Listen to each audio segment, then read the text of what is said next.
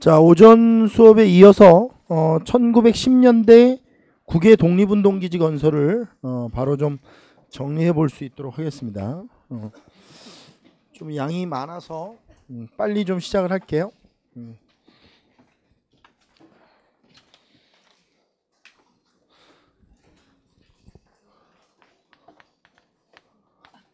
1910년대 국외 민족 독립운동사.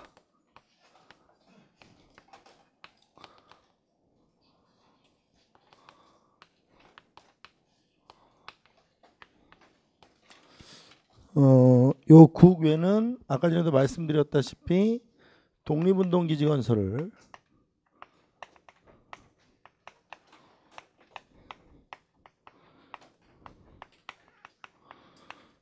건설을 배우는데 제가 문제 유형을 좀 말씀드릴 테니까 그 문제 유형에 맞추어서 공부를 하는 게 좋거든요. 그러니까 이 독립운동기지들은 그 독립운동기지가 무슨 내용을 했느냐, 무슨 활동을 했느냐를 이렇게 자세히 묻진 않아요. 자세히 묻진 않고 어떤 독립운동기지가 어디에 있었느냐 이렇게 위치를 물어보는 문제예요. 뭐를 물어본다고요? 그러니까 너무 이 활동 내용에 너무 주목하지 말고 위치를 먼저 좀 머릿속에 정리를 하신다는 생각으로 공부를 하시면 될 것 같아요. 위치에 포커스를 맞춰서 정리를 좀 하시는 게 좋다. 일단 지도를 좀 그려놓고 보는데 약식 지도를 좀 그릴게요.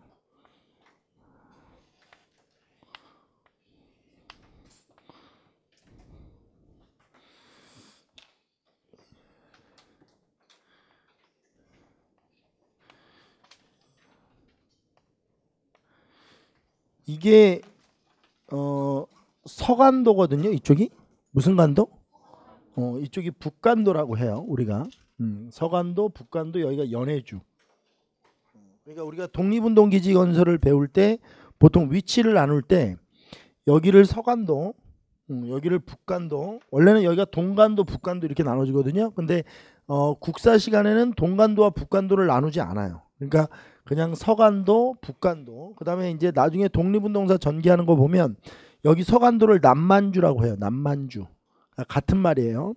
이쪽이 북만주. 그리고 이쪽이 연해주인데 이 연해주도 연해주 전체에서 독립운동이 일어나는 게 아니고 연해주 지역에 블라디보스토크라고 하는 항구가 있어요.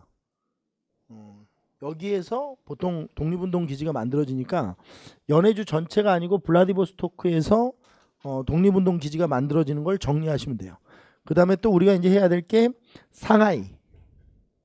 상하이에서 우리나라 독립운동 기지가 많이 만들어져요. 그 다음에 마지막에 미주. 미주는 두 개로 나눠지는데 하나는 샌프란시스코, 하나는 하와이.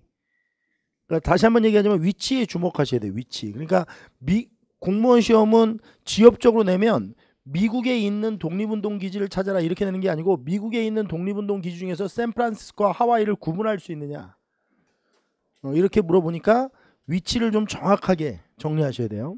자, 일단 이 독립운동 기지 건설에 있어서 우리가 기본적인 것들을 좀 알아봐야 되는데 일단 독립운동 기지가 만들어지려면 한인촌에 만들어져요. 한인촌. 그러니까 한인촌이라는 것은 한국인이 살고 있는 마을에 독립운동 기지가 건설된다 이렇게 보시면 돼요. 근데 그도 그럴 것이 한인촌이 아닌 데에 독립운동 기지를 만든다는 게 말이 안 되죠. 이게 해외인데 적어도 우리나라 사람들이 살고 있는 곳에 독립운동 기지를 만들어야 뭐 도움을 받을 수도 있고 인적 자원을 확보할 수도 있고 또 경우에 따라서는 그 사람들에게 세금을 걷어서 독립운동 기지를 운영할 수도 있고 뭐 이런 것이니까 일단 한인촌에 형성된다.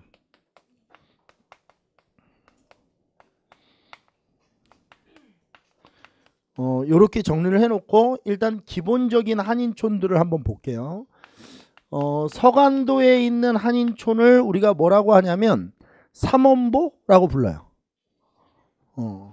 서간도에는 어떤 한인촌이 형성돼 있다고요? 삼원보 이렇게 형성돼 있고요. 그 다음에 북간도에는 용정촌, 명동촌 뭐 이렇게 한인들이 모여 사는 부락들이 있었던 거예요. 용정촌 명동촌 이런 한인 부락들이 있었고, 그 다음에 연해주 블라디보스토크죠.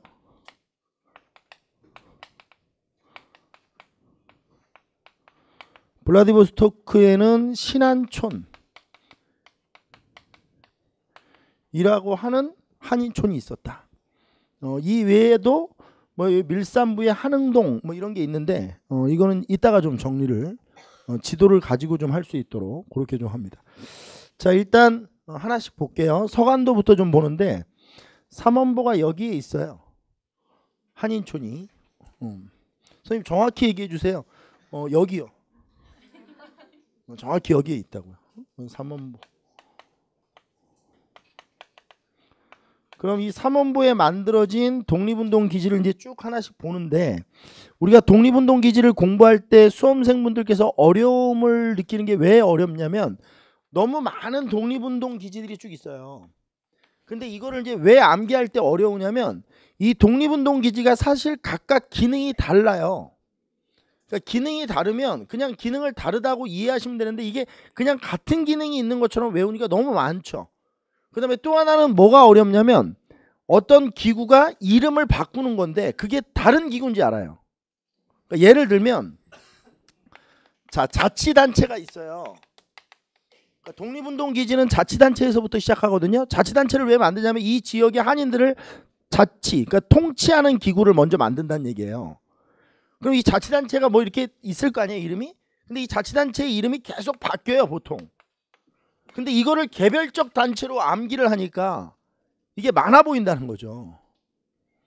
그리고 또 기본적으로 자치단체가 있으면 뭐가 있냐면 독립군이 있겠죠. 독립군이 또 하나가 있을 거 아니에요?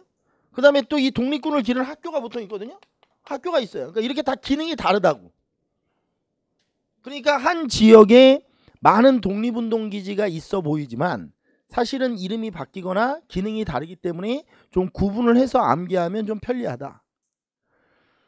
하나씩 볼게요. 자, 자치단체를 하나 볼 거예요. 자치단체. 이 삼원보에 있었던 자치단체인데요. 이름이 경학사예요. 뭐라고요? 이 경학사인데 이것만 연도수를 좀 써놓으세요. 이게 1911년에 만들어지는데 이 경학사가 우리나라 최초의 자치단체예요. 해외에 만들어진 최초의 자치단체. 최초 자치단체인데 이 경학사와 관련해서 우리가 기억을 해야 될 게 있어요. 이 경학사는 원래 신민회라는 단체와 대종교 인사들이 모여서 만든 거거든요. 근데 이제 신민회 단체와 대종교 인사들이 모여서 만들었는데 이 돈을 한 사람이 돼요. 그분이 우당 이회영 선생님이세요. 이게 제가 97년도 기준으로 한 3천억 정도라고 했거든요. 환산을 하면. 그러니까 자식의 재산 3천억을 그냥 여기다 다 부은 거예요. 한 사람이. 그래서 옛날에 그 미래엔 교과서에 보면 제 친구가 이걸 집필을 하는데 도와줬는데 그 친구랑 제가 얘기를 하면서 야, 이 책 진짜 잘 만들었다라고 하면서 얘기했던 게 뭐냐면 그 친구가 제 동기인데 미래엔 그 근현대사 교과서에 뭘 넣어놨냐면 노블레스 오블리주의 실현이라고 해서 한 페이지에 우당 이회영 선생님의 일생을 실어놨더라고요. 돈을 어떻게 써야 되는지를 보여주는 것 같아요. 한 인간이 돈을 어떻게 쓰고 죽어야 하는지. 제가 여러분들한테 조선 후기 실학 부분에 들어가면 얘기하는 게 있는데 다산이 쓴 여유당전서라는 책에 보면 논설문인데 이 여유당전서의 탕론에 다산이 뭐라고 했냐면 국가를 위해 일을 하는 것보다 가치 있는 일은 없다. 근데 제가 옛날에는 그 말귀를 못 알아들었는데 시간이 지나서 보니 그 말이 맞는 것 같아요. 그러니까 사람이 태어나서 직업을 갖는데 그 직업이 국가를 위해서 일하는 직업이다. 그건 정말 보람된 직업인 것 같아요. 어떤 개인의 영리와 그 개인의 어떤 재산 증식을 위해서 자신이 노동하는 게 아니고 국가의 어떤 발전과 국가의 유지를 위해서 내가 노동을 하고 있다는 것은 정말 중요한 가치입니다. 여러분들은 그 가장 중요한 일을 하려고 지금 공부하시는 중이거든요. 근데 또 한편으로는 돈을 많이 벌어서 이렇게 국가를 위해서 혹은 이렇게 불쌍한 사람들을 위해서 돈을 쓰고 죽는다는 것은 물론 아무나 할 수 있는 일은 아니에요. 감히 저 같은 이런 학원 강사 나부랭이는 절대 이런 일을 할 수 없습니다. 정말 큰 그릇들만 할 수 있는 거죠. 큰 그릇. 왜냐하면 저는 당장 제 새끼 교육, 그 다음에 우리 어머님의 안위 이런 것들을 고민하기 때문에 제가 가지고 있는 돈을 남한테 나눠주지 않아요. 그러니까 이런 사람들은 할 수 없는 일인데, 이 우당 이회영 선생이 여기다 돈을 쏟고, 사실 우당은 나중에 되게 좀 가난하게 살다가 돌아가시거든요. 모든 전 재산을 여기다 다 붓고. 그리고 우당이 하셨던 얘기 중에 참 가장 감명 깊은 얘기 중에 하나가, 돈이 없으니 이렇게 편한 것을 왜 예전에는 몰랐는지 모르겠다. 그리고 이 우당 이회영 선생의 형제들이 6분인데 6분이 다 독립운동에 투신하세요. 그러니까 이런 것도 참 아주 신기한 일이거든요. 그러니까 형제들 2명이 뭐 이렇게 독립운동을 한 경우는 많은데 6명의 형제가 6형제가 다 독립운동에 투신하는 경우는 거의 없어요.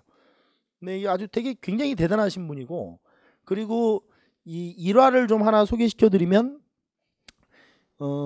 이분이 이제 이 경북 사람인데, 경상북도 이시영 있죠, 아까 전에 배웠던 그 조선국권 회복단을 만들었던 이시영이가 이분의 막내 동생이에요. 이분이 셋째고. 근데 이제 이시영 선생이 그 경북 지역에서 조선국권 회복단 이런 거 만들 때 만들 때가 아니죠. 이 만들었던 이유 자체도 사실 이거 다 연결돼 있거든요. 국내외가 지금 연결돼 있는 거죠, 독립운동 자체가. 근데 이시영 선생도 그렇지만 이회영 선생이 가지고 있는 재산을 다 팔고 그런 얘기를 하셨대요. 이게 이분이 전주이씨인데, 그러니까 이게 왕가의 혈통이에요. 전주이씨, 그러니까 태조 이성계의 그 왕가의 혈통을 가지고 있는 사람인데, 이 사람이 이제 이 한일합방이 되자 자신들이 조선에서 관리로 녹을 먹어서 이렇게 재산을 불리고 잘 살았는데, 조선이 없어진 마당에 조선을 다시 세우는데 이 돈을 쓰는 건 너무 마땅하다. 국가를 위해서 이 돈을 쓰는 건 너무 당연한 것이다. 왜냐하면 자기가 국가를 위해서 일하다가 돈을 모은 건데, 그 국가가 없어졌으니 그 국가를 다시 살리는데 이 돈을 쓰는 건 마땅하다라고 했더니, 그 6형제가 모두 동의해서 이제 독립운동에 투신을 하고, 이분이 이 경북 여기서 이제 재산을 빠르게 처분하고, 아마 재산을 기록에 의하면 재산을 좀 천천히 처분했더라면 재산이 더 많았을 거예요. 이걸 빠른 시간 내에 현금화 시켜야 되기 때문에 급하게 막 토지랑 이런 걸 다 팔고, 이렇게 팔고 그 돈을 가지고 일로 온 거거든요, 삼원부로. 여기에다 이제 다 우리 흔히 좀 천박하게 얘기하면 때려 박은 거죠, 돈을 다. 여기에 만들어진 모든 독립운동 기지는 한 사람의 돈으로 만들어진 거예요. 그리고 이분이 여기 압록강을 건널 때 뱃사공화 때 이제 자기 식솔들을 데리고 건너는데, 뱃사공화 때 뱃삭이 얼마입니까 이렇게 물어봤던, 이분은 자신의 노비한테도 존댓말을 썼던 사람이에요. 그러니까 이분의 인품이 어떤지는 이런 데서 단적으로 드러나는 거거든요. 그러니까 자신의 노비한테, 왜냐하면 노비제가 없어졌지만 노비가 있었거든요. 근데 노비들한테도 존댓말을 썼다는 거 아니에요, 이 사람이. 그러니까 이게 그 얼굴을 보지 않고 패스하고 이런 거랑 다른 거죠. 그러니까 사람을 상대하는 것이 기본적으로 인품이 어떤지, 그거는 단적으로 그런 것만 보면 알거든요. 근데 이분이 이제 뱃사공한테 뱃삭이 얼마입니까 이렇게 물어봤더니, 이제 뱃사공이 뱃삭을 얘기했을 거 아니에요. 근데 아주 큰 돈을 주고 내렸대요, 이 뱃사공한테. 그래서 불러서 이제 국밥을 뱃사공과 먹으면서 이회영 선생이 그렇게 얘기했답니다. 자기가 가서 지금 독립운동 기지를 만들 거잖아요. 그러니까 이제 아무도 모르지만 자기는 만들 거니까 뱃사공한테 앞으로 수없이 많은 조선의 청년들이 이 압록강을 건너올 것이다. 왜? 독립군이 되겠다고. 왜? 자기가 뭘 만들 거니까. 독립군 학교도 만들고 독립운동 기지를 만들 거거든. 그러니까 그 청년들한테 뱃삭을 받지 마라. 그리고 배고픈 청년들이 있으면 이 돈을 갖고 있다가 국밥을 좀 한 그릇 먹여서 보내라. 또 이제 뱃사공이 또 졸라 감동을 받은 거죠. 여기 뭐 이런 사람이 다 있나. 그래가지고 실제로 이분이 이 뱃사공도 이 만주와 국내를 연결하는 연락책 역할을 그렇게 오랫동안 하시다가 돌아가세요. 그러니까 독립운동을 하신 거죠. 이 뱃사공도. 그러니까 이제 이런 우리가 그 나쁜 병균만 전염되는 게 아니고 사실은 좋은 일도 전염되거든요. 그러니까 이회영 선생의 이 한 분의 꼿꼿함이 사실 많은 독립운동가들을 배출해요. 더 재밌는 거는 이분이 신흥무관학교라는 걸 만들거든요. 신흥강습소 처음에 시작할 때는. 근데 이 신흥무관학교에서 독립군 간부가 해방될 때까지 3,000명 정도가 나오니까 이 한 명의 독립군 간부가 보통 10명, 20명의 독립군들을 이끌고 독립운동을 했거든요. 그러니까 결국 이 한 곳에서 3만에서 6만 명의 독립운동을 배출한 거예요. 독립운동가를. 이 한 분이. 그러니까 이분이 얼마나 대단한 분입니까? 이제 이 우당 이회영 선생은 정말 좀 논문이나 이런 것들이 좀 계속 다시 나왔으면 좋겠는데 이분이 여태까지 우리 한국사회에서 묻혀있던 이유는 이분이 아나키스트예요. 마지막에 무정부주의 활동을 했던 분이거든요. 근데 이 무정부주의가 뭐냐면 사람들이 이상하게 생각하는데 이게 순수 자유주의 운동이에요. 그러니까 인간을 구속하는 일체의 모든 걸 없애고 속박이나 이런 걸 없애고 인간이 아주 자유롭게 살 수 있는 어떤 그런 구조를 만들자. 그게 무정부주의거든요. 근데 대부분의 이 무정부주의자들이 이제 공산주의에서 이렇게 넘어가는 경우가 많기 때문에 이회영 선생에 대한 공부가 연구가 아직 제대로 되고 있지 못하다. 우리나라에서. 그러니까 우리가 이따가 제가 말씀을 나중에 드리겠지만 우리나라가 통일되어야 되는 이유 중에 하나는 제대로 된 독립운동사를 배우기 위해서라도 하루빨리 통일이 필요하다. 그러니까 우리나라 독립운동사는 완전히 반쪽짜리 독립운동사예요. 그러니까 우리나라는 대한민국 임시정부를 중심으로 독립운동을 전개하는데 또 북한은 북한대로 또 김일성 혼자 해요. 독립운동을. 3살 때부터 막 가랑잎 쳐서 뭐 압록강 건너시고 솔방울에서 수류탄 만드시고 막 이러면서 김일성이가 3살 때부터 독립운동하거든요. 이런 미친 독립운동의 역사를 배우지 않기 위해서라도 하루빨리 좀 통일이 돼서 공산주의자들 그다음에 사회주의자들의 독립운동도 우리가 여과 없이 좀 배우고 그리고 저들도 대한민국 임시정부의 활동에 대해서 여과 없이 좀 배우는 그래서 좀 반쪽짜리 독립운동사를 없애기 위해서도 사실 우리나라의 통일은 좀 필요한 것 같다. 근데 너무 힘들다. 지금 독립운동사를 가르치는 게 너무 힘들다. 그러니까 왜냐하면 우리나라 아까 전에 얘기 드렸지만 독립운동가들 중에는 사회주의 공산주의자들이 많이 있거든요. 근데 그분들의 독립운동의 역사가 아직 완전히 드러나질 못해요. 그리고 드러난다고 하더라도 그걸 가르치는 것이 옳지 못하다라고 생각하는 사람들이 국내에 꽤 있어요. 아직도 우리나라에. 아직도 김일성이 독립운동을 했다?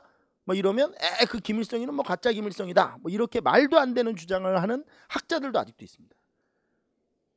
그런 독립운동사를 없애기 위해서라도 이회영을 온전히 배우기 위해서라도 좀 하루빨리 뭔가 이런 것들은 좀 해결이 되어야 된다. 대단한 분입니다. 제가 며칠 전에 조선사 수업을 하면서 노량진에서 그런 얘기를 했는데 역사를 공부하다 보면 사건을 위주로 공부하다 보면 너무 무미건조하고 별로 재미가 없는데 그 안에 인물을 넣으면 역사가 살아나는 경향이 있다. 그러니까 제가 얘기하지만 임진왜란, 명량대첩 이런 건 재미가 없어. 근데 이순신이 재밌는 거야. 실제로. 그러니까 그를 통해서 우리가 뭘 배우는 거거든. 명량을 통해서 우리가 뭘 배울 거야? 하객지를 배울 거야? 그런 걸 배우자는 게 아니야 우리가. 이순신을 통해서 뭘 배울 것이냐 이거죠. 이순신은 왜 그랬느냐? 왜 그런 결기 있는 행동을 했을까? 이회영은 왜 자신의 모든 재산을 여기에다 다 퍼부었을까? 그건 아주 숙연해 주는 거죠. 특히 지금 현재 2017년에 대한민국에서 잘 산다고 큰 소리 치고 있는 사람들, 국가에 세금도 안 내고 버티는 사람들, 자식한테 재산을 물려주려고 하는데 상속세를 안 내고 재산을 물려주려다가 저 지경이 된 초인류 기업, 이런 사람들은 좀 뭔가 배워야 되지 않겠느냐는 거죠. 이런 걸 통해서 어떻게 삼성이라는 초인류 기업이 그렇게 몇 100조가 넘는 몇십 조가 되는 돈을 자식한테 물려주는데 상속세를 16억을 낼 수 있느냐? 이거는 말도 안 된다는 거죠. 이러면서도 자신들이 초인류 기업이라고 광고를 하는 것은 정말 아주 쪽팔린 일이다. 애플하고 자꾸 구글하고 삼성을 비교하는데 비교 대상이 아니다. 내가 볼 때는. 삼성은 아주 저질 기업이다. 아주 후진. 그러니까 기술력을 그 사람들이 따라가지 못하는. 기술은 아주 좋겠죠. 뭐 삼성의 기술력이야 세계 최고니까. 근데 그 기업을 운영하는 사람들의 수준은 아프리카 원시 부족만도 못하다.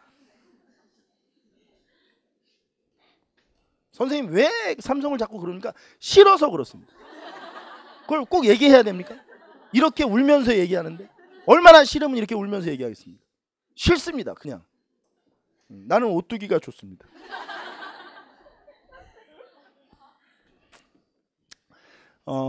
이회영 선생에 대해서 좀 주목해 볼 필요가 있다. 그리고 이 이회영 선생은 신민의 사람이었어요. 이때 당시에. 그리고 이 경학사라는 단체가 이름이 바뀌어지는데 이제 부민단, 이게 1912년에 바뀌어요. 부민단으로 1912년에 바뀌고 이런 거 쓰지 마. 이런 거 쓰면 또 나중에 외운다고. 부민단. 그다음에 한족회. 그다음에 서로 군정서군. 이건 이제 독립군인데 이렇게 독립군으로 바뀌어요. 이 자치단체가 서로 군정서군. 이게 1919년에 바뀌는데, 그러니까 결국 이게 다 자치단체였다라는 거야.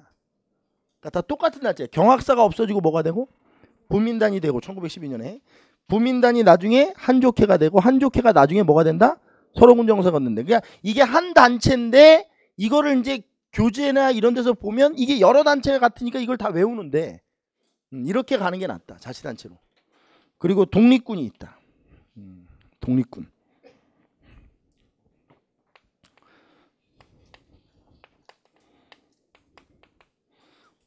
대한 독립단이라고 불리우는 대한 뭐라고요?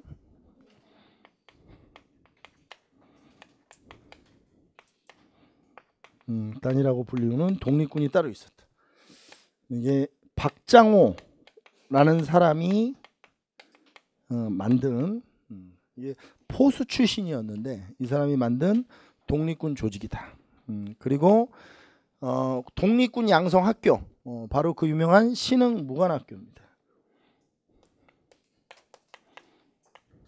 원래는 신흥강습소로 시작을 해요. 1911년에 요게 신흥무관학교로 바뀌는 겁니다. 나중에 신흥중학교를 거쳐서 신흥무관학교로 바뀌는데,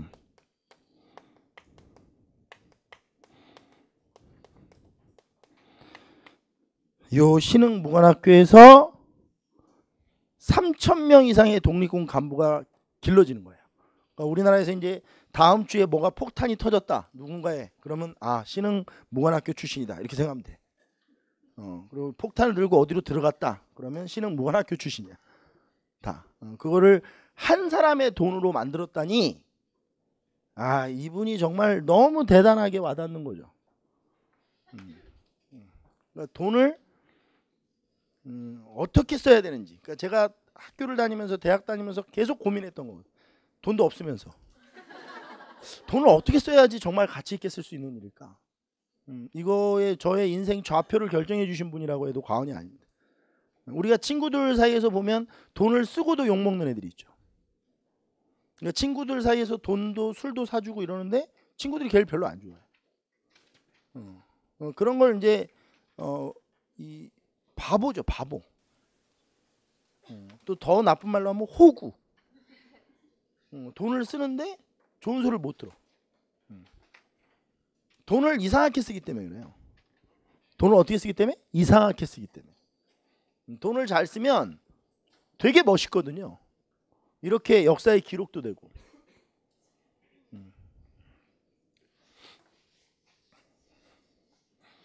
제가 매번 독립운동사 수업할 때 하는 얘기가 있어요.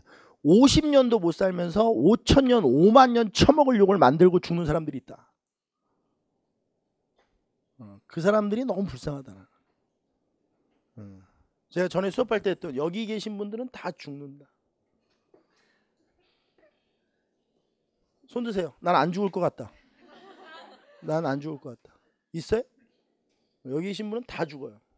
제가 매번 얘기하는데 이게 얼굴 보니까 제가 뭘 제일 먼저 죽을 것 같아요. 나이를 대충 보니까. 그러니까 여기 계신 분 중에서 내가 제일 착하게 사는 게 맞아. 왜? 난 곧 죽을 거거든. 죽으면 하나도 못 가져가. 아세요? 단 한 푼도 못 가져간다고 죽으면. 사람이 자기의 죽음을 인식만 해도 나는 죽을 것이다라는 생각만 하고 살아도 나쁜 짓을 하지 않아. 알겠어요? 왜냐면 죽을 거기 때문에 나쁜 짓을 할 이유가 없죠. 뭐 남의 거 때리고 때리고 이렇게 50년 동안 이러고 있다가 죽어. 그게 뭐야? 이럴 바에는 좀 이렇게 남에게 좀 나눠주고 이렇게 그냥 즐겁게 사는 게 낫지 않을까? 어차피 죽을 텐데. 이회영 선생이 그걸 보여주신 거죠. 고개가 아주 숙연하게 숙여집니다. 진짜 숙연하게 고개가 숙여지죠. 우당 이회영 선생의 평전이 있습니다. 평전. 역사학자들이 써놓은 나중에 이제 공무원 되시고 나서 관심이 있으시면 노란색 책 표지로 되어 있는데 읽으면 마음이 차분해집니다. 아, 돈이 이런 거구나 라는 생각을 갖게끔 해주는 책이죠. 자, 그 다음, 자, 여기에 용정이라는 곳이 있어요. 어디라고요? 여기 용정촌 옆에 명동촌이 같이 있거든요. 용정촌 옆에 뭐가 있다고요? 여기. 여기에서는 뭐가 만들어졌냐면, 이건 지금 북간도죠. 여기에서는 뭐가 만들어지냐면 서전서숙이라는 학교가 만들어져요. 용정의 서전서숙. 이게 1906년에 이상설 선생이 만드는 겁니다. 이거는 1910년대가 아니에요. 그 전에 만들어졌던 학교입니다. 근데 이제 여기 학교가 만들어지니까 이 학교 출신들이 어떻게 됐겠어요? 이 지역에서 독립운동을 했겠죠, 계속. 그 다음에 이 서전서숙이 없어지고 여기에 명동학교가 설립됐는데 이게 1908년이거든요. 여기는 이제 설립자가 중요한 게 아니고 이 명동학교 출신의 유명한 사람이 있어요. 윤동주예요. 윤동주. 우리의 동주.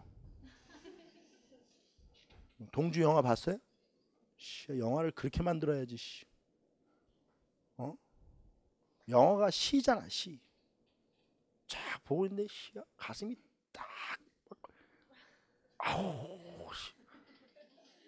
한 사람의 인생이 그냥 오롯이 그냥 가슴에 딱 처박혀가지고 너무 힘들잖아, 하루 종일. 영화가 끝났는데 하루 종일 힘들더라고. 아, 씨발 윤동주. 계속 힘들어. 눈물도 나고 괜히.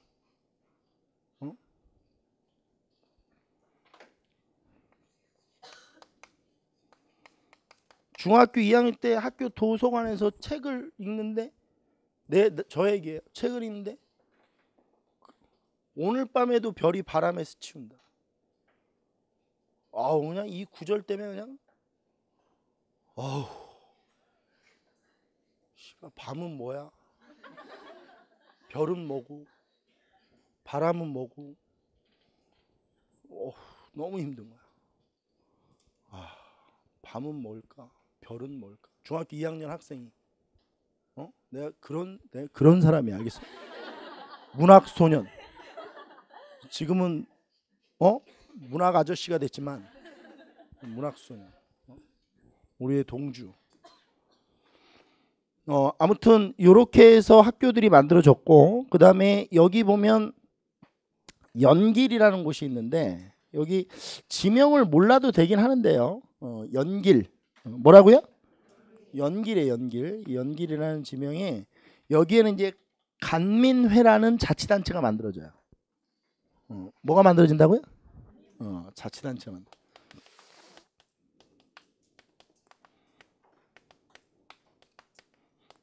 이게 1913년에 만들어진 자치단체예요. 그리고 이게 이름이 뭘로 바뀌냐면 연길이에요. 연길. 우리 저기 연변이라고 하잖아. 연변 아줌마. 그 연변 아줌마는 중국 아줌마가 아니야. 조선 아줌마지. 알겠어요? 자꾸 중국 아줌마라고 그러는데 그분들 다 중국 사람 아니야. 조선족이야. 더 올라가면 동이족. 고조선 할 때 배웠어? 동이족? 다 같은 민족이야. 같은 민족. 동이족. 안 웃는 거 보니까 공부를 안 하셨네. 또 짜증이 확 밀려오려고. 대한국민회라는 단체야. 이게 1919년에 대한국민으로 바뀌는데 이 대한국민회라는 단체가 이제 중요합니다. 이 대한국민회는 자체적으로 군대를 운영했어요. 이 자체적으로 독립군을 운영했거든요.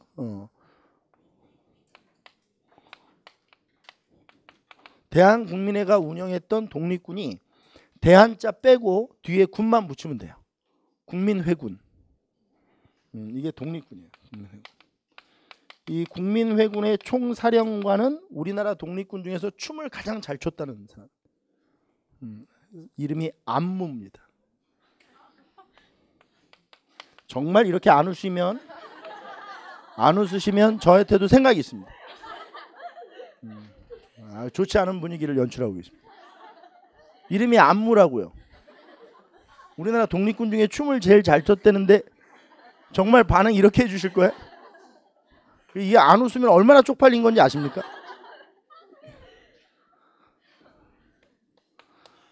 그 다음에 이 국민회가 지원했던 지원부대가 하나 있는데 이게 대한독립군이라고 하는 부대예요.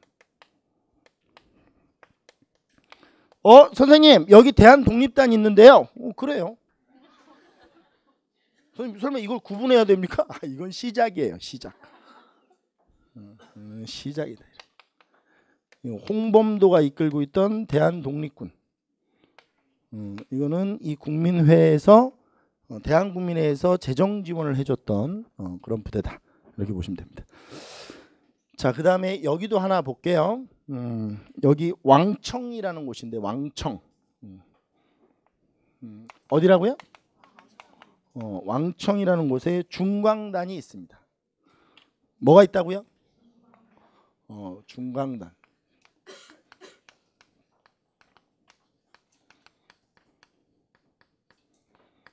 이게 대종교 본사입니다. 뭐 본사? 대종교 본사다. 이 중광단은 나중에 북로군정서군으로 바뀌어요. 뭘로 바뀌어요?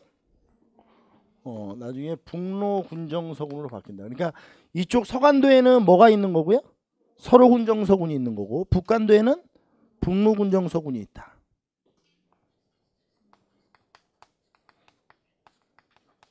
이건 독립군 부대입니다. 왕청의 중강단. 그리고 이 중강단에서 했던 일이 있는데 이건 나중에 3.1운동 할 때 정리를 다시 할 텐데 무독립선언이라고 하는 독립선언문을 발표한 단체입니다. 무슨 선언문? 무독립선언문. 이게 3.1운동 때 발표된 기미독립선언문과 비교해서 시험에 잘 나오는 독립선언문입니다. 무슨 선언문? 이 무오년은 1918년이에요. 무오 독립 선언문. 요걸 작성했던 단체입니다. 이게 1918년 대한독립선언문이라고도 하는데요. 중강단도 이렇게 정리를 해 놓으시면 됩니다. 복잡하죠 지금. 자, 그 다음에 여기다 동그라미를 하나 치세요. 이거 신카이호 있는 데인데 여기 옆에 여기다 동그라미 치고 여기가 밀산부라고 하는 곳입니다. 어디라고요?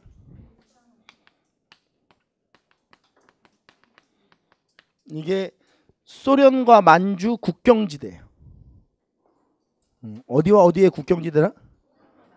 이게 여기가 소련, 연해주, 여기가 만주, 이 소만 국경지대인데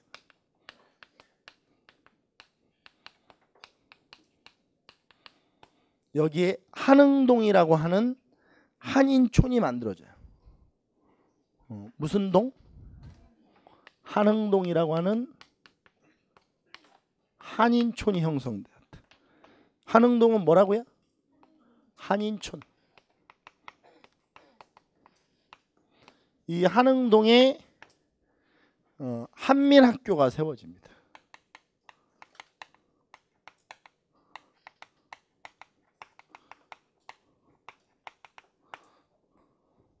이 밀산부라는 지명은, 이 위치는 나중에 무장독립투쟁사를 배울 때도 아주 중요합니다. 이 밀산부에서 일어난 일이 아주 중요한 일이 있거든요. 그래서 위치를 좀 기억을 해 두셔야 되고, 자, 그다음 이제 여기입니다. 여기 연해주 블라디보스토크. 어디라고요? 블라디보스토크.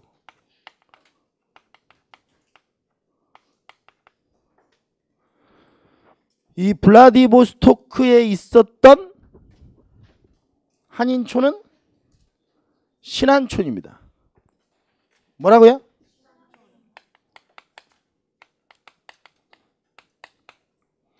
여러분들은 여기 밑에다 빼서 좀 정리를 하셔야 될 것 같아. 여기 밑에다 빼서 블라디보스토크를 여기다 한번 써볼게요. 일단 한민회가 만들어져요. 이건 1905년부터 만들어진데, 해조신문, 대동공보 이런 신문을 발행합니다.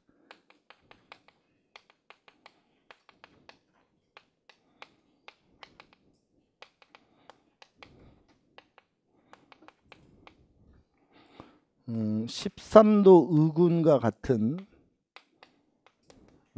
이거는 의병운동을 계승하는 단체다 이렇게 보시면 돼요. 무슨 운동을? 의병운동을 계승하는 단체다.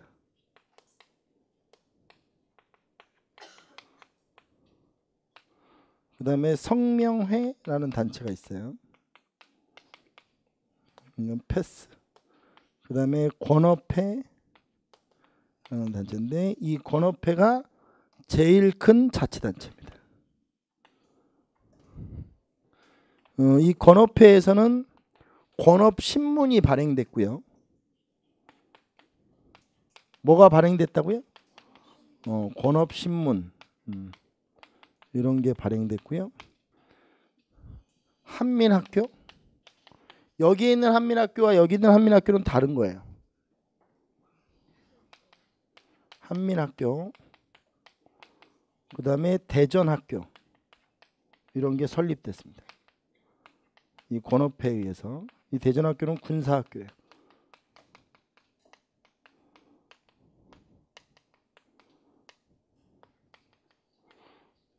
권업회에서 권업신문을 발행했고, 한민학교, 대전학교 이런 걸 만들었다.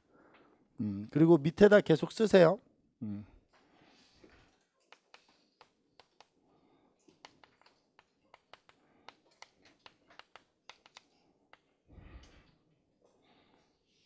대한광복군 정부.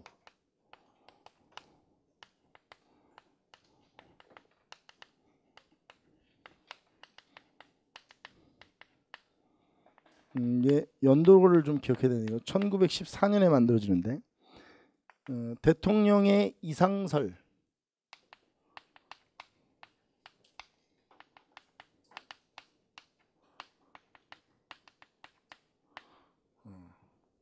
그 다음에 부통령의 이동희,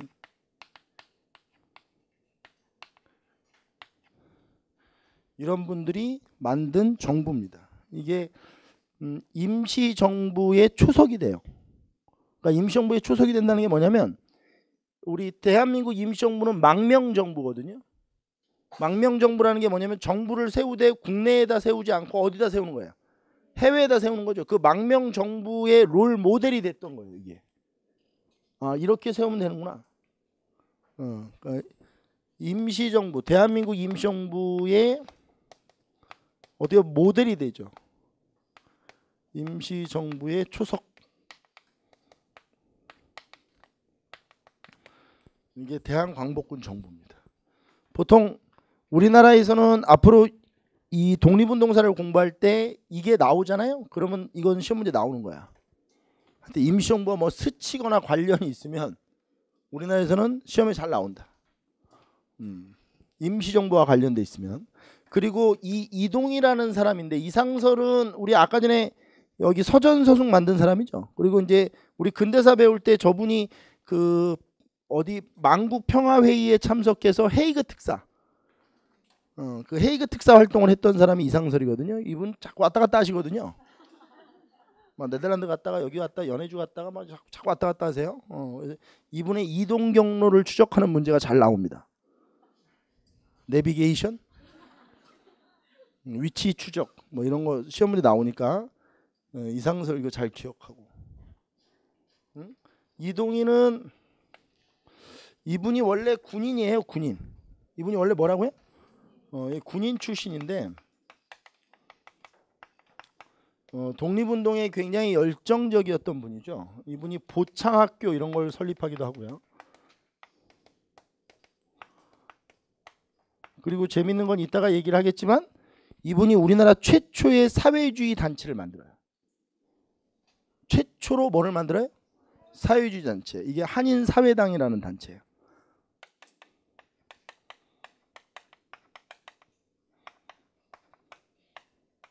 나중에 이거는 사회주의 단체 할 때 할 텐데 이게 최초 사회주의 단체거든요. 1917년에 만들어진 최초 사회주의 단체예요. 이거는 왜 이렇게 지금 이동희에 대해서 수업을 하느냐? 대한광복군 정부가 시험에 잘 나온다고. 그래서 대한광복군 정부의 수립과 관련돼 있는 인물이 시험 문제 또 잘 나온다고. 이게 잘 나오기 때문에. 이동희 같은 분은 잘 기억해놔야 돼. 나중에 이 한인사회당에 대해서는 사회주의 사상 정리할 때 다시 할 겁니다. 전로 한족회 중앙총회가 만들어져요.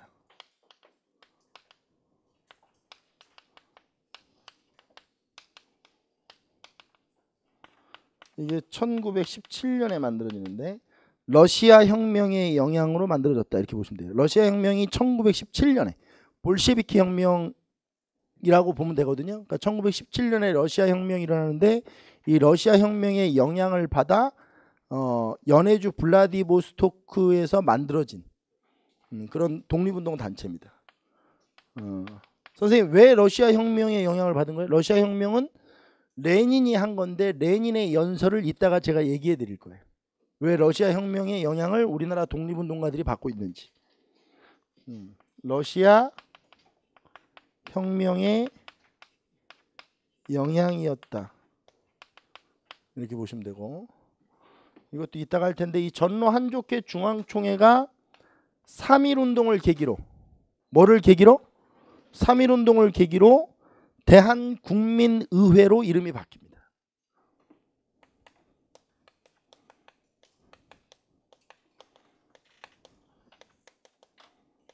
1919년에 바뀌죠.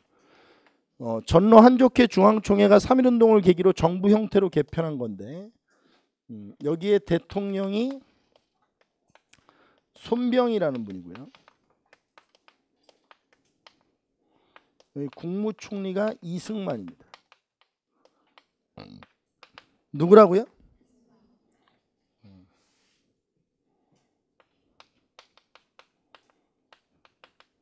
대한국민의회는 왜 이렇게 중요하냐? 이게 우리가 알고 있는 대한민국 임시정부로 다 통합돼요. 뭐로 통합된다고요?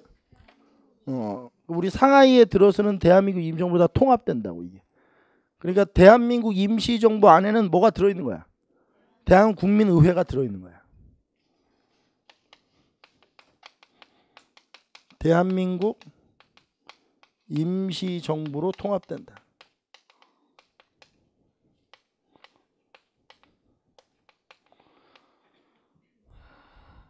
선생님 저 잠깐만 이게 여기 대한국민회, 대한국민의회 이런 게 나온다는 거죠?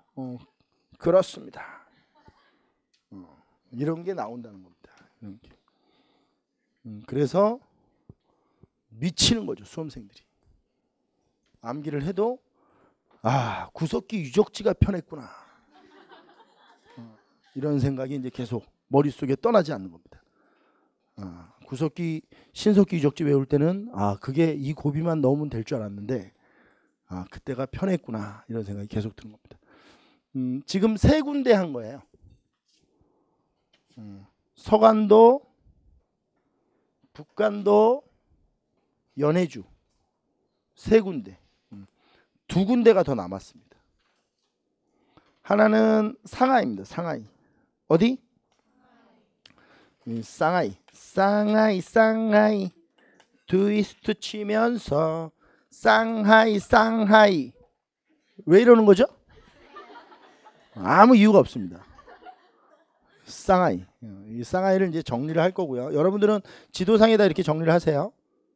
상하이를 정리할 거고 우리는 이제 미주 이게 두 군데를 정리하면 끝납니다. 자, 상하이입니다. 상하이.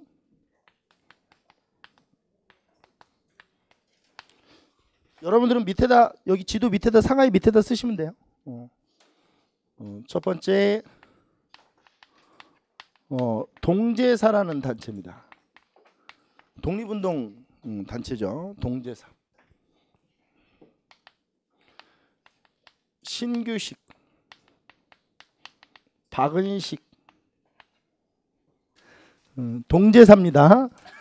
1912년에 만들어지고요. 신규식, 박은식 이런 분들이 중심이 돼요. 그 다음에 조소왕 이런 사람들이 중심이 돼서 만들어진 단체입니다. 나중에는 이름이 신화동제사로 바뀌어요. 이름이 뭘로 바뀐다고요? 신화동제사로 바뀌고요. 신화동제사로 개편되고 박달학원이라고 하는 학원도 만들어요. 이 동제사에서 무슨 학원? 박달학원 뭐 이런 것도 만듭니다. 박달학원을 설립하기도 했다. 자, 그 다음에 두 번째 신한혁명당.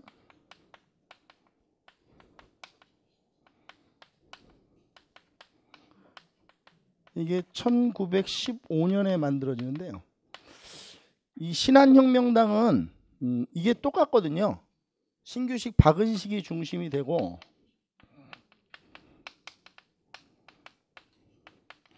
여기에 이상설이 붙어요. 이상설은 그러니까 또 상하이로도 왔나 봐요. 이상설이 여기 합류하면서 만들어진 단체인데 이 신한혁명당은 다른 건 그렇게 크게 없고요. 이 신한혁명당에서 1917년에 대동단결선언이라고 하는 선언문을 발표하는데 이 대동단결선언을 저는 우리나라 최초의 독립선언문으로 봐요. 저는. 너는? 그러면 학계의 입장은? 학계의 입장은 반반이에요. 저는 대동단결선언을 최초의 독립선언문으로 봐요. 대동단결선언. 여러분은 중석이한테 배우니까 최초의 독립선언문이라고 써주시면 돼요. 선생님 그렇게 안 나오면요 절 죽이세요.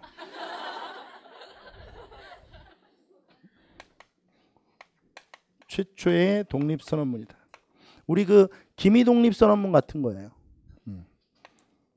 이 다음에 나온 게 우리 아까 전에 중강단 배울 때 나왔던 무호독립선언. 그러니까 이제 학계에서는 그거를 최초로 보는 사람도 있어요. 나중에 이제 3.1운동 할 때 이거 분류해야 되거든요. 쭉 독립선언문들. 최초의 독립선언문이다.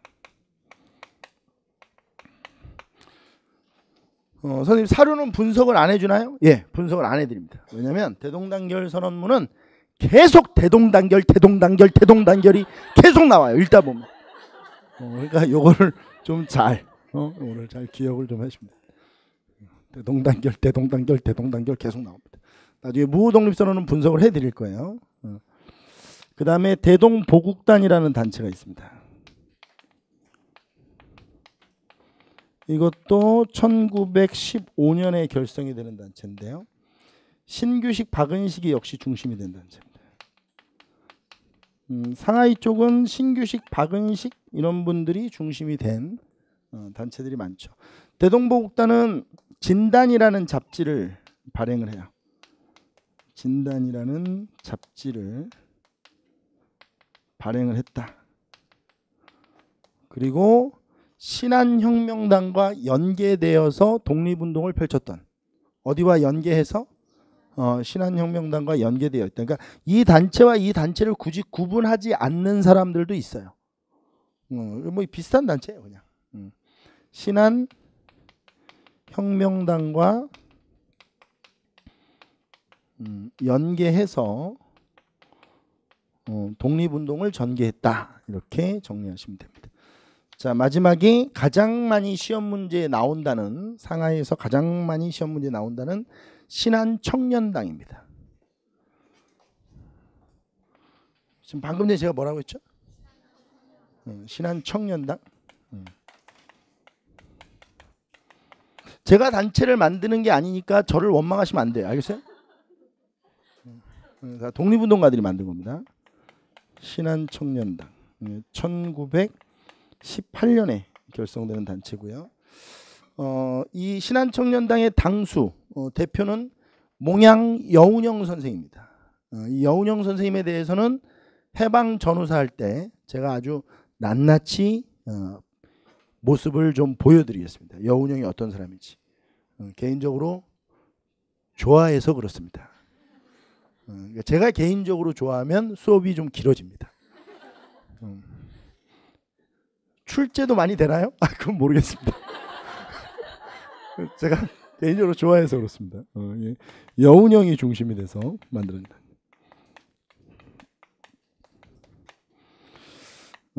신한청년보라고 하는 잡지도 발행돼요. 청년보라고 하는 잡지도 발행을 하고요. 제일 중요한 거는 파리 강화회의가 개최될 때 이 여운형이가 파리 강화회의 특사로 김규식이라는 사람을 파견해서 독립청원서를 제출합니다. 선생님, 김규식이요? 예, 김규식이요. 다른 사람입니다. 너 자꾸 그렇게 수업하니까 더 헷갈려. 이씨, 대한국민회 이런 거 하지 마. 근데 이거 안 하잖아요. 나중에 공부할 때 본인이 이상해져서 그래. 다시 한번 볼게요. 파리 강화회의에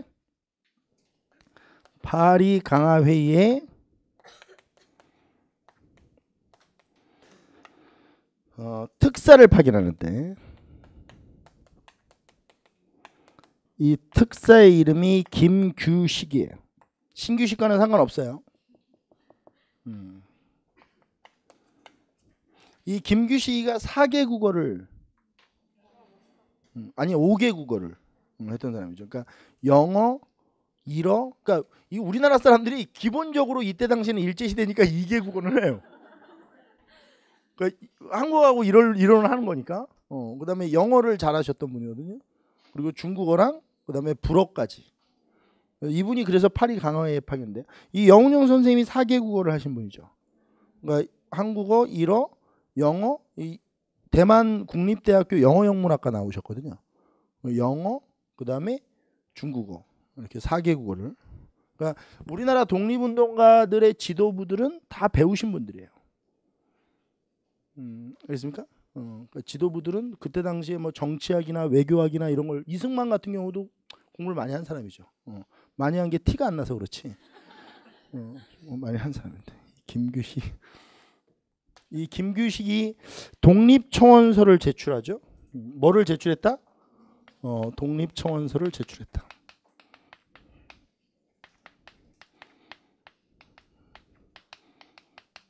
이게 신한청년당의 활동입니다. 상하이에 이렇게 정리를 해주시면 됩니다. 자, 한번 따라해 보시죠.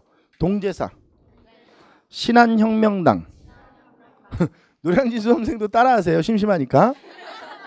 대동보국단, 신한청년당. 보통 시험 문제에서 신한혁명당과 신한청년당을 크로스해서 내거든요. 낼만 하겠죠. 크로스해서. 그래서 신한혁명당에서 김규식을 파리 강화회의의 대표로 파견하여 이렇게 나와요. 그럼 이건 틀린 거예요. 김규식을 파리 강화회의의 대표로 파견한 그 기구는 어디예요? 신한청년당이에요. 그러니까 이런 것들은 비교를 잘 해두셔야 돼요. 지금 수업을 들으면서 그냥 이 부분이 나오면 찍자 이러는 건 아니죠? 표정이 갑자기 어두워지셔서 찍으면 안 돼요. 맞출 수 있어요. 이 부분은 맞출 수 있어. 아직 나중에 포기해야 되는 부분은 나중에 무장독립투쟁사를 포기하세요. 이 부분까지는 할 수 있어. 이 부분은 할 수 있다고. 자, 그 다음에 지우고 미주 남았습니다. 미주.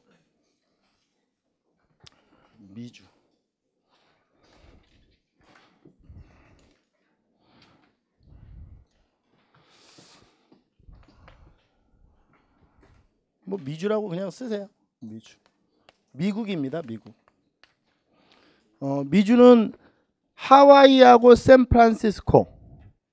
하와이하고 어디? 이 하와이 그다음에 샌프란시스코 이 두 지역에서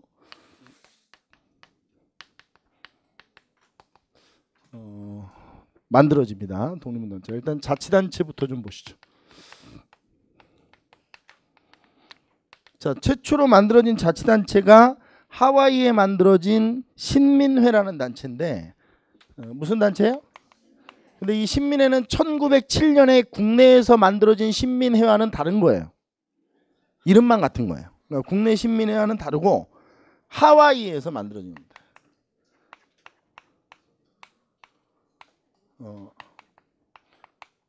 우리 아직 신민회 안 배웠어요. 근대사회 할 때 배울 거예요. 근데 이 신민회는 잘 보세요. 왜 하와이에서 만들어졌냐면 나중에 또 이것도 근대할 때 배울 텐데 조심은 안 돼.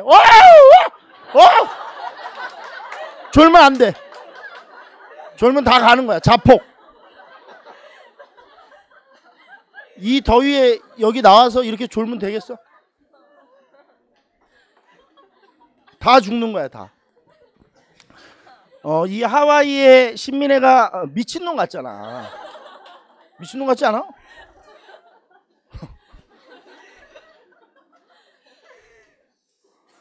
우리 딸이 얘기했죠. 내가 강의하는 걸 보고 용돈 달라질 안 하는 줄. 용돈을 달라질 않는다고. 아빠가 이렇게 힘들게 돈을 버는지 몰랐다면서. 응? 몰랐지 당연히. 상하이 이런 거 씨야. 눈물겹지 않아 보면? 자, 이 하와이의 신민회가 만들어진 이유는 1903년에 대한제국 정부 때인데 대한제국 정부가 하와이로 미국의 요청으로 사탕수수 노동자들을 이민을 보내요. 이게 이제 공식 이민이거든요. 그래서 하와이의 사탕수수 노동자들, 그 농장에서 일하는 노동자들을 우리가 파견하면서 그 노동자들이 중심이 돼서 만들어진 자치단체. 하와이 사탕수수 노동자들이죠. 이 사람들을 애니깽이라고 부르거든요. 뭐라고? 나중에 요거는 좀 얘기를 좀 해드릴게요. 이분들의 삶도 정말 눈물 나죠. 그 조정래가 쓴 아리랑이라는 장편 소설이 있는데 대하 소설이죠. 아리랑이 이제 12권짜리인데 태백산맥이 10권, 아리랑이 12권, 한강이 10권. 뭐 이렇게 이제 근현대사를 이렇게 싹 훑고 있는 대하 소설인데 아리랑이 동학서부터 시작을 해요. 그리고 이 아리랑이 제일 중점적으로 다루는 게 디아스포라라고 해서 이주 우리 해외 이주 동포들의 삶. 그러니까 뭐 만주로 나갔던 그다음에 연해주로 갔던 지금 우리 그다음에 이 사람 뭐 까레스키 나중에 이제 배울 텐데 그분들, 그다음에 이 미주 동포들의 삶, 이런 것들이 아리랑이라는 소설에 보면 잘 나오거든요.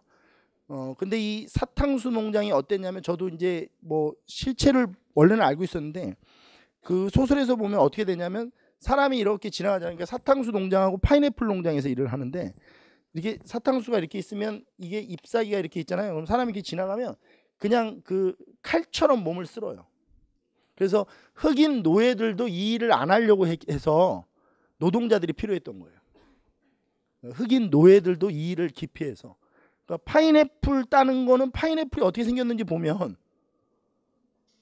이걸 던지고 들고 나르고 이러는 과정에서 이 몸이 어떻게 될지 생각해 보면 금방 짐작이 가는데, 이 사탕수수도 비슷하거든요. 그래서 몸이 갑옷처럼 변했다고 합니다, 이 사람들이. 생채기가 나면 여기에 딱쟁이가 지고, 그럼 거기에 이제 또 딱쟁이가 지고, 거기에 또 갈라지고 막 이러니까 이게 갑옷처럼 몸이 변하는 거예요. 그 돈 중에 20% 30%를 떼어서 대한민국 임시정부에 군자금으로 보냈던 사람들이에요. 이 사람들이, 이 애니깽들이. 그렇게 해서 독립을 하고 그렇게 해서 만들어진 나라예요, 우리나라가. 알겠습니까? 저렇게 최순실 같은 사람이 정치를 하고 그럴 수 있는 나라가 아니라고, 우리나라가. 알겠습니까? 저런 사람의 손에 놀아날 수 있는 국가가 아니라고, 우리나라가. 이 사탕수수 노동자들 애니깽의 삶은 나중에 디아스포라라고 해서 제가 다시 근대사 할 때 정리를 좀 해드릴 거예요. 이분들의 삶이 어땠는지에 대해서는. 그래서 이 사탕수수 노동자들이 1903년에 이쪽으로 이민을 가거든요. 그래서 이제 바로 이 단체가 만들어진 거예요. 그래서 이제 이 신민회를 중심으로 해서 자치단체들이 쭉 만들어지는데, 이후에 샌프란시스코에 한인 합성협회가 만들어져요. 이게 좀 큰 단체죠. 한인 합성협회. 1907년 샌프란시스코입니다. 이 단체가 큰 단체이기 때문에 연도수와 상관없이 좀 중심 단체를 먼저 쓰는 거예요. 그 다음에 공립협회라는 단체가 있는데, 이 공립협회는 1905년에 만들어져요. 하와이. 선생님 1905년을 먼저 쓰시면 안 됩니까? 연도가? 아니, 이 단체가 더 많이 나온다고요. 그러니까 한일 합성협회가 더 중요한 단체예요. 하와이의 공립협회가 이렇게 연합을 해요. 그래서 1909년에 국민회라는 단체를 만들어요. 무슨 단체를 만든다고요? 국민회가 만들어져요. 근데 이게 두 개가 하나로 합쳐질 수 있었던 사건이 있거든요. 1908년에. 그게 샌프란시스코 의거라고 해서 나중에 배우게 되는데, 장인한 전명훈 열사가 스티븐스라고 하는 친일 미국인을 샌프란시스코 부두에서 암살한 사건이에요. 이게 이제 세계, 우리나라 한국사에서 최초로 다른 나라에서 사람을 죽인 겁니다. 장인한 전명훈 선생이, 스티븐스라고 하는 아주 나쁜 새끼가 있었거든요. 우리나라는 빨리 일본으로 합쳐지는 것이 동아시아의 어떤 국제 질서를 안정시키는데 크게 도움된다, 뭐 이러면서 납을 걸렸던 인간이거든요. 그리고 이 사람이 외교 고문을 하면서 을사득약 때 우리나라 외교권 박탈될 때 이 사람이 이 모든 조치를 해놓고 간 거예요. 그 사람을 장인한 전명훈 열사가 샌프란시스코에서 총을 쏴서 죽여버리거든요.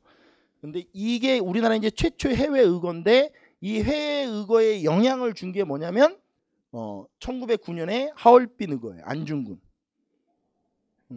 이 안중근 의거에 영향을 줄 정도로 갑자기 안중근 하니까 안철수 생각이 나네요. 도망강을 건너 안중근 의사의 심정으로 당 대표의 출마를 하시겠다는데, 비꼬는 게 아니고 왜 안중근 의사를 거기다 갖다 붙였을까? 지금이 일제시대도 아니고 참 걱정스럽습니다. 저한테 왔으면 조금 좀 좋은 워딩을 만들어 드렸을 텐데. 좀 주변에서 국사 공부하는 사람들이 많이 없는 것 같아요. 저희 때 오시면 제가 잘 빗대서 잘 만들어 줄 텐데. 뭐 하다가 이렇게 왔지? 안철수 씨 얘기하니 갑자기 탁 흔들려. 1900 안철수 지지하시는 분들 뭐 그런 거 아닙니다. 뭐 올라와서 얘기 한마디 하세요. 그럼. 손 들고 얘기하세요. 1908년 이게 샌프란시스코 의거라는 게 일어나는데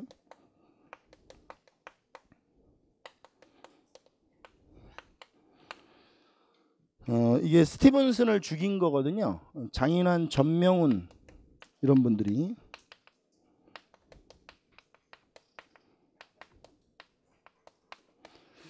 요걸 계기로 국민회가 만들어져요. 이 두 개가 합쳐진다는 거죠. 이 사건을 계기로 우리 한국인들이 이제 미국에 살던 한국인들이 굉장히 이제 뭐 고무되면서 큰 단체가 만들어지죠. 이 국민회가 1910년에 대한인국민회로 이름이 바뀝니다.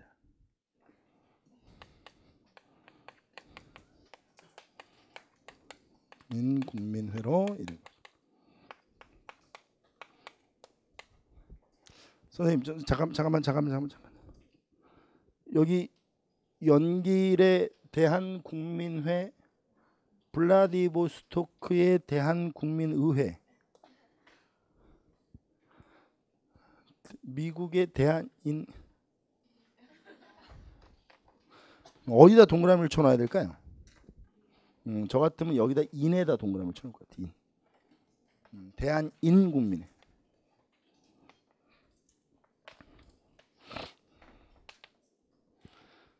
샌프란시스코에서 결성이 됐고요.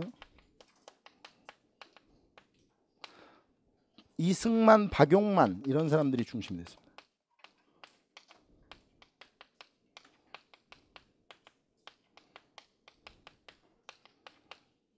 중심이 돼서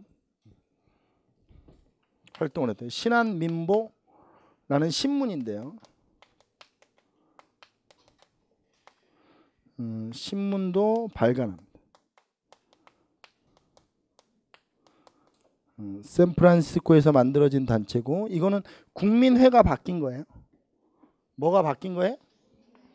이 국민회 1909년에 국민회 이게 1910년에 뭘로 바뀐 거예요? 대한인국민회로 바뀐 겁니다. 이렇게 된 거예요.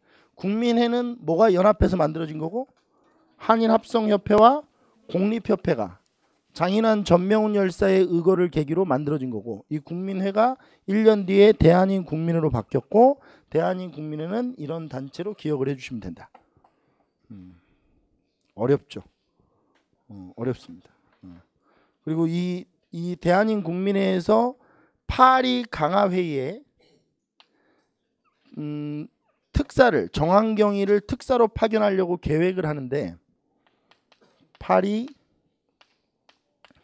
강화회의에 특사 파견 계획을 세우는데 이 계획이 실행되질 못해요. 실행되질 못하고 이 특사로 정한경이라는 사람을 파견하려고 하거든요. 이따가 다시 한번 할 거예요. 이거는. 근데 실행되지 못하고 단 이승만이가 쓴 위임 통치 청원서라는 것을 제출을 해요. 윌슨 미국 대통령 윌슨에게 편지로 보내거든요. 이게 위임 통치 청원서라는 게 뭐냐면 우리나라를 국제 연맹이 일본 대신 위임해서 통치해 달라는 거거든요. 이 위임 통치 청원서가 나중에 이승만이가 정책으로 엄청난 공격을 받는 이유예요. 위임 통치 청원서 우리나라를 국제 연맹이 위임해 달라 뭐 이런 거거든요. 이승만의 위임 통치 청원서 제출.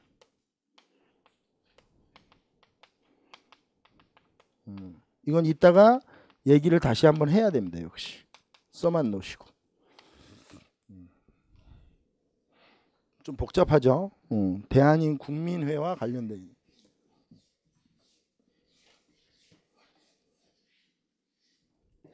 자, 그 다음에 흥사단이라는 단체가 만들어집니다. 1913년에 만들어진 단체인데요. 한 1년 전인가요? 1년 전에 무한도전이라는 예능 프로그램에서 미주에 가서 도산 안창호 선생님의 어떤 그런 걸 추적하는 뭐 이렇게 예능을 하더라고요. 근데 그 과정에서 도산 선생님의 손자분이 이 흥사단 깃발을 집에 갖고 있는 걸 보여주더라고요. 아, 이 가슴이 정말 뭉클했습니다. 그리고 어떻게 그렇게 독립운동가의 후손은 그렇게 얼굴 생긴 것도 점잖은지, 어떻게 그렇게 푸근하게 생기셨는지 참. 안창호 선생님의 도산 선생님의 손자분이시라는데 정말 얼마나 자랑스러운 할아버지를 두신 겁니까? 아, 정말 멋있습니다. 정말 멋있습니다. 보는데도 야, 정말 멋있는 할아버지를 두고 있어서 너무 저분도 멋있다.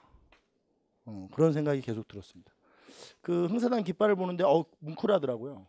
왜냐면 저는 흥사단 깃발을 한 번도 본 적이 없는데 그 깃발이 손자분의 그 뭐야 장롱 서랍에서 이렇게 딱 펼쳐지는데 막 사진으로만 봤던 깃발이 미국에서 쫙 어떤 그 주택가에서 이렇게 펼쳐지니까, 집 안에서 거실에서 펼쳐지니까 막 기분이 너무 뭉클하더라고요.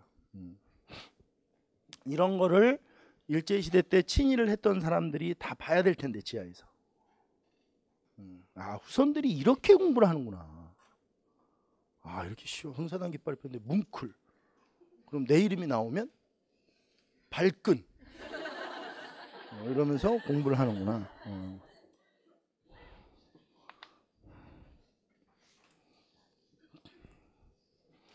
진짜 역사 공부하면서 매번 가르치면서도 느끼는 건데 정말 똑바로 살아야 합니다.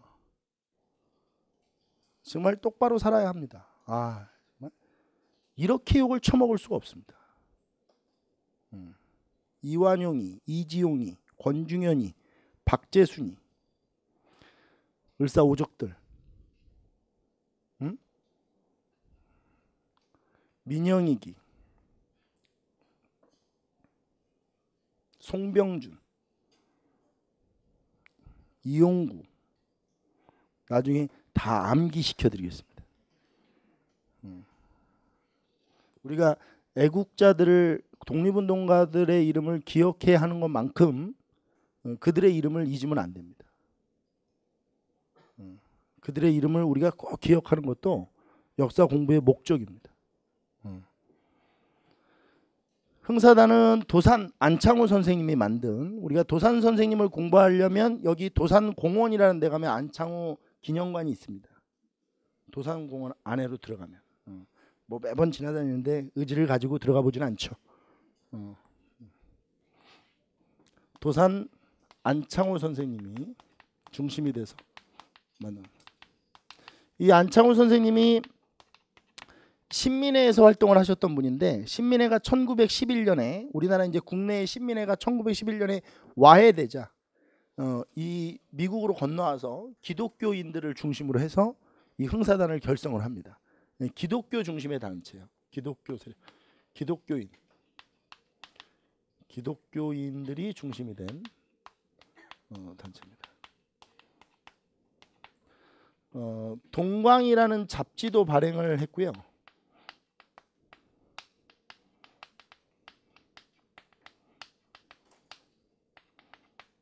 동광이라는 잡지도 발행을 했고요.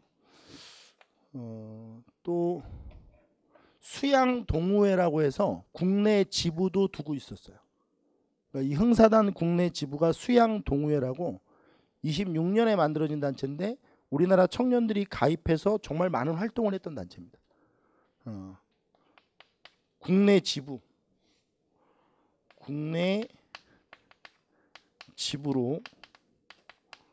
수양 동호회가 결성되었다.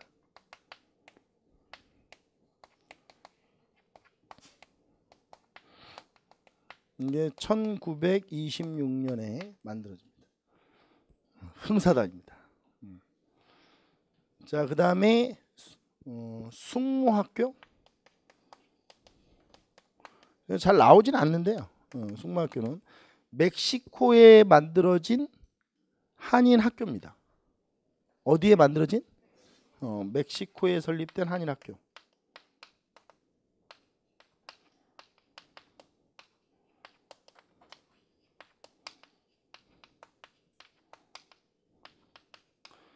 자, 끝났는데요. 여러분들 여기 지금 여러분들 지도 하나에 여기 보세요. 되도록이면 이 매핑이 이 지도 한 장에 쫙 돼야 되거든요. 한 페이지.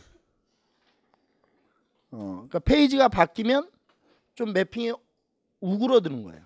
그러니까 1910년대 국외 독립운동사, 그럼 국외 독립운동기지 건설, 그러면 한 페이지에다 이 지도를 가운데다 박아놓고 이걸 쫙 펼쳐서 이걸 정리를 해야 되거든요. 그러면 여러분들이 만약에 한 페이지에다 이걸 정리한 친구분들께서는 이걸 펼쳐놓고 한번 생각을 해보세요. 이게 지금 1910년대 국외 민족 독립운동사고 독립운동 기지 건설을 우리가 배운 건데, 자 얼굴 좀 보세요. 배운 건데 이거를 조선총독부에서 알고 있었을까요? 몰랐을까요? 몰라요? 알아요. 왜 몰라요? 세작들 간첩들이 다 있는데, 첩자들이. 느낌이 어땠을까요가 중요해. 총독부가 이걸 알아. 이렇게 하고 있다는 거야. 이게 죽이는 거야. 총독부가 받았을 느낌. 이런데도 1945년에 나가사키 히로시마의 원폭이 투하되는 바람에, 히로시마 나가사키의 원폭이 투하되는 바람에 우리나라가 그냥 해방이 된 것이다 라고 마치 해방은 미국에 의해서 미국이 그냥 그 원자폭탄을 떨어뜨려서 일본이 망하면서 우리나라가 이렇게 해방이 된 것이라고 생각을 하시는 분들이 혹이라도 있다면 지도를 좀 보고 생각을 잘 해야 된다. 이게 무려 1910년 전부터 지금 이런 게 분위기가 조성이 돼서 가고 있는 거거든요. 우리나라는 그러니까 이런 나라예요. 그러니까 국내뿐만이 아니라 이렇게 국외에서도 아주 활발한 독립운동가들이, 그러니까 이 독립운동이 활발하게 아주 펼쳐지고 있었다는 거예요. 그러니까 이것이 미국이 원자폭탄을 떨어뜨려서 우리가 해방된 것이라고 하기에는 이 노력들이 너무 크다. 이 노력들이. 그래서 이런 걸 이제 배우면서 제가 다시 한번 얘기하지만 아까 전에 시작할 때 뭐라고 했냐면 독립운동 단체의 어떤 그 기능, 그 다음에 중심 인물 뭐 이런 것도 시험에 나오지만 1차적으로 우리가 해결을 해야 될 거는 어떤 독립운동 단체가 나왔을 때 그 위치를 찾는 겁니다. 그러니까 예를 들어서 대한인국민회 이렇게 나오면 아 미국 1차적으로 그렇게 연습이 돼야 돼요. 그 다음에 뭐 13도 의군 그러면 아 블라디보스토크 이렇게 딱 그 지역이 떠오를 수 있도록 동제사 아 상하이 신한청년당 아 상하이 이렇게 지역이 딱딱 떠오를 수 있도록 먼저 정리를 해놓고 그러니까 그 이름과 위치를 먼저 얼굴 이름과 위치를 먼저 정리해 놓으시고 그 다음에 그것이 끝나면 그 단체의 어떤 중심 인물이나 그 단체의 활동 내용에 대해서 정리하는 게 좋다. 그리고 다시 한번 말씀드리지만 활동 내용을 내는 경우는 별로 안 된다. 그러니까 예를 들어서 동제사가 어떤 일을 했느냐 박달학원을 만들었느냐 이런 걸 내지는 않는다. 잘 내면 정말 이건 틀리라고 내는 거예요. 지엽적으로. 근데 보통 동제사가 나오면 위치를 찾는 것까지만 해줘도 거의 문제를 맞출 수 있다. 그래서 시작할 때 말씀드렸던 것처럼 제일 중요한 건 독립운동 기지의 위치다. 위치. 근데 이것만 하기에도 수월치 않다. 이거 하기에도 수월치 않다. 그러니까 1차적으로 이거를 먼저 끝내놓으셔야 된다. 위치를. 그리고 위치를 끝내려면 그러면 노트를 잘 만들어놔야 돼요. 제가 위치는 지도에다 찍어놓는 것이 지도를 가지고 공부하지 않는 것보다 기억이 더 오래 간다고 그랬죠. 그러니까 그 지도상에다 지역을 찍어놓고 암기하는 게 훨씬 기억 저장 시간을 늘릴 수 있다. 그냥 외우는 것보다. 그냥 삼원보. 근데 삼원보가 어딘지 몰라. 삼원보 이렇게 외우는 거랑 삼원보의 위치를 확인하면서 외우는 거는 기억 저장 시간이 다르다는 거야. 본인도 몰라 그거를. 근데 그렇게 지도를 가지고 외우는 게 좋다. 지금 잠깐 수업이 끊겨가지고 이게 좀 리듬이 완전히 좀 이상해졌는데 일단 3일 운동을 해야 되는데 지금 3일 운동을 하면 또 욕을 하실 것 같아요. 그러니까 쉬었다가 10분 정도 쉬었다가 3일 운동을 이어서 갈 수 있도록 하겠습니다. 쉬시죠.